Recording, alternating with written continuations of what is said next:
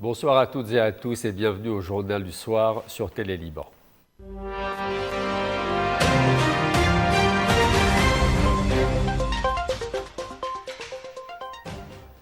La polémique autour des eaux tanourines a pris des dimensions imprévues. Après la décision du ministère de la Santé publique de suspendre la production et la vente des bouteilles de la marque pour cause de contamination présumée, la société dément fermement et parle d'erreur d'analyse.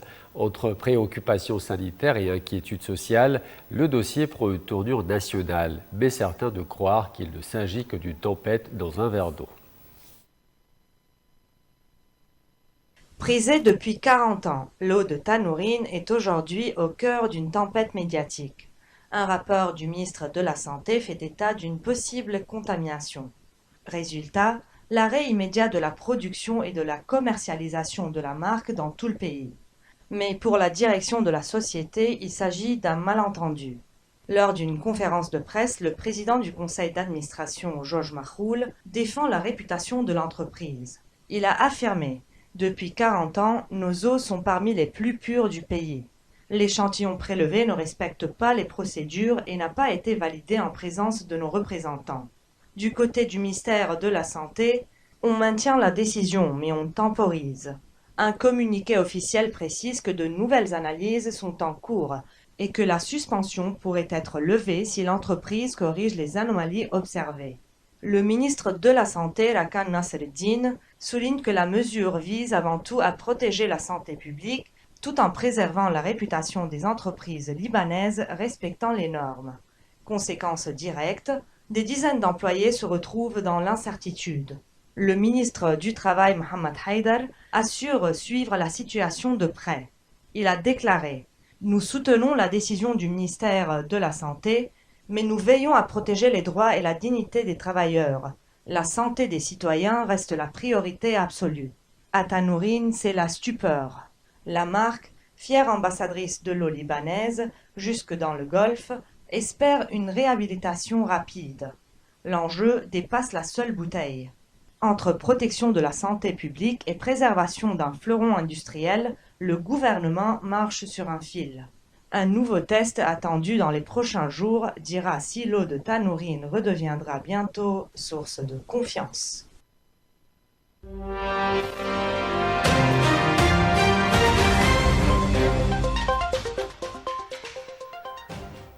De retour à Washington après le sommet pour la paix au Moyen-Orient, le président américain Donald Trump a livré un nouveau message depuis Air Force One.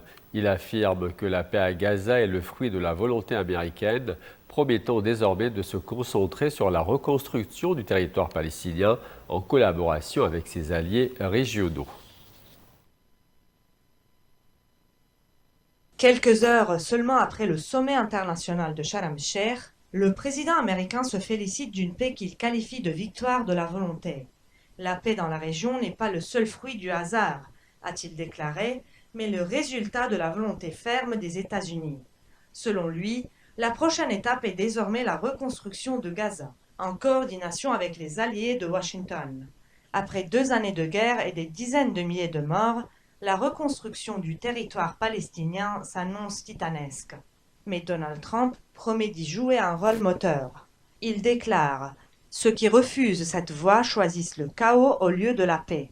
Interrogé sur la question politique à long terme, Trump a préféré temporiser. Je ne parle pas d'un seul État ni de 2 États. Nous parlons de bâtir Gaza. Le président américain dit vouloir décider en concertation avec ses partenaires sans encore trancher sur le futur statut du territoire. Aux critiques qui jugent sa déclaration prématurée, il répond sèchement. Souhaiterait-il que la guerre continue? Nous avons agi au moment idéal. Donald Trump salue au passage Benjamin Netanyahu, Abdel Fattah el-Sisi et Recep Tayyip Erdogan, des dirigeants qu'il qualifie de partenaires forts, indispensables selon lui à la stabilité régionale. La coordination avec des leaders puissants est la clé pour mettre fin au conflit, a-t-il déclaré. Donald Trump se dit convaincu que la paix au Moyen-Orient marque le début d'une nouvelle ère. Il conclut confiant: je défendrai cette paix et une Amérique forte, même après avoir quitté la Maison-Blanche. L'Iran dénonce l'hypocrisie de l'appel à la paix lancé par le président américain Donald Trump. Téhéran estime que la main tendue de Washington ne peut effacer le souvenir des bombardements israéliens soutenus par les États-Unis en juin dernier, qui avaient visé plusieurs sites nucléaires iraniens. Une nouvelle escalade verbale qui ravive les tensions entre Washington et Téhéran, malgré les promesses d'apaisement. Lundi à Jérusalem, Donald Trump se voulait porteur d'un message d'espoir. Dans un discours salué par ses alliés israéliens, le président américain a affirmé tendre la main à l'Iran, promettant une ère de dialogue et de coopération. Même pour l'Iran, la main de l'amitié et de la coopération est tendue. Nous voulons simplement vivre en paix, a-t-il affirmé. Mais à Téhéran, le message est perçu tout autrement. Le ministre iranien des Affaires étrangères parle d'un discours en totale contradiction avec les actes américains. Il rappelle que quelques mois plus tôt, les États-Unis avaient soutenu les bombardements israéliens sur des sites nucléaires iraniens. Ces attaques menées en juin dernier avaient fait plus d'1 millier de morts, dont plusieurs scientifiques et hauts gradés iraniens ainsi que de nombreux civils. 12 jours de guerre marqués par un échange de missiles et de drones entre Israël et l'Iran avant un retour fragile au calme. Dans un communiqué officiel, Téhéran accuse Washington d'hostilité criminelle. Citation: comment peut-on bombarder des zones résidentielles, tuer des femmes et des enfants, puis parler de paix et d'amitié? Pour l'Iran, ces frappes américaines du 22 juin, ordonnées par Donald Trump, ont mis fin aux pourparlers indirects menés depuis avril sur le programme nucléaire. Des discussions qui semblaient pourtant rouvrir la voie à un compromis diplomatique. Les observateurs internationaux redoutent désormais une nouvelle rupture totale du dialogue entre Téhéran et Washington.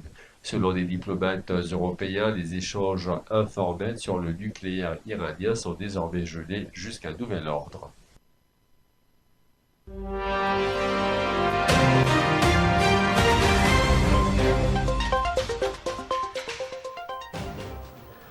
Le président américain Donald Trump recevra Volodymyr Zelensky ce vendredi à la Maison-Blanche pour leur troisième rencontre depuis le retour du milliardaire au pouvoir. Au cœur des discussions, la défense antiaérienne ukrainienne, la coopération énergétique et les efforts diplomatiques pour mettre fin à la guerre avec la Russie. Un déplacement hautement stratégique pour le président ukrainien. Le président Donald Trump a confirmé qu'il accueillera Volodymyr Zelensky vendredi à la Maison-Blanche. Un rendez-vous qui pourrait marquer une nouvelle étape dans les relations entre Washington et Kiev. Quelques heures plus tôt, à Kiev, le président ukrainien avait déjà annoncé la nouvelle lors d'une conférence de presse conjointe avec la chef de la diplomatie européenne, Kaja Kallas. Il a évoqué une série de propositions concrètes à soumettre au président américain, car l'Ukraine fait face à de nouvelles vagues de bombardements russes visant ses infrastructures énergétiques. L'hiver approche et les coupures d'électricité se multiplient dans plusieurs régions du pays. Une délégation ukrainienne de haut niveau est déjà en route vers Washington. L'objectif est de renforcer les liens militaires et économiques avec les États-Unis. Au programme des discussions sur la défense anti-aérienne, mais aussi des rencontres avec des entreprises du secteur militaire et énergétique. Kiev espère obtenir de nouveaux systèmes de défense et des contrats pour sécuriser son réseau électrique. Les deux dirigeants se sont déjà entretenus à 2 reprises par téléphone ce week-end. Donald Trump a même déclaré qu'il pourrait menacer Vladimir Poutine de livrer à Kiev des missiles longue portée Tomahawk si Moscou refusait de mettre fin à la guerre. Leur dernière rencontre en août s'était déroulée dans une atmosphère cordiale, contrastant avec les tensions de février. Cette nouvelle visite pourrait sceller une coopération renouvelée à un moment où l'Ukraine cherche des garanties de sécurité durable. À Conakry, en Guinée, un cirque pas comme les autres offre une seconde chance à des jeunes issus de milieux défavorisés. Au centre d'art acrobatique Fodeka Keita, ces apprentis artistes trouvent non seulement un avenir, mais aussi un tremplin vers le monde. Sous la chaleur moite de Conakry, les corps défient la gravité. Ici, dans un hangar devenu salle d'entraînement, ces jeunes Guinéens s'élancent, s'équilibrent et se contorsionnent, comme pour prouver que tout est possible. Chaque jour, plusieurs heures d'exercice au centre d'art acrobatique Fodeba Keita, l'une des plus grandes écoles de cirque de l'Afrique de l'Ouest. Une école fondée par Ibrahim Bamba ancien du mythique Circus Baobab, qui accueille une centaine de jeunes venus des milieux modestes. Clou du spectacle, le contorsionniste Mohamed Fofana impressionne par ses prouesses physiques. D'autres rêvent d'emboîter le pas à leurs aînés. Aujourd'hui, sur les scènes du Cirque du Soleil ou du Calabanté, Mamadou Saliou Diallo, 26 ans, est voltigeur. Il affirme: quand je vois ceux qui sont partis en Europe ou au Canada, ça me motive encore plus. Moi aussi, un jour, je veux aller dans leur compagnie. Ici, on ne forme pas seulement des artistes, mais aussi des citoyens. Le centre propose des ateliers de couture, de soudure et de menuiserie pour aider les jeunes à apprendre un métier et se réinsérer socialement. Amadou Camara, l'administrateur général, souligne: on recrute des jeunes en grande difficulté pour leur donner un cadre de vie, les éloigner de la rue, de la délinquance. Certains vivent sur place. C'est le cas d'Ibrahima Oularé, 19 ans, voltigeur entré à l'école à 18 ans. Il espère bientôt rejoindre une tournée aux États-Unis, si son passeport arrive à temps. Leur troupe s'appelle Tinafan, demain est meilleur, en langue soussou. Et demain s'annonce prometteur. Le ministère guinéen de la Culture prépare la création d'une école nationale des arts et du cirque, avec chapiteaux modernes et nouveaux équipements. En attendant, ces jeunes continuent de rêver, de voler et d'espérer. Car ici, au cœur de la Guinée, le cirque n'est pas qu'un art du spectacle, c'est une école de vie et d'espoir. C'est la fin de ce journal. Merci à vous de votre fidélité et à très bientôt.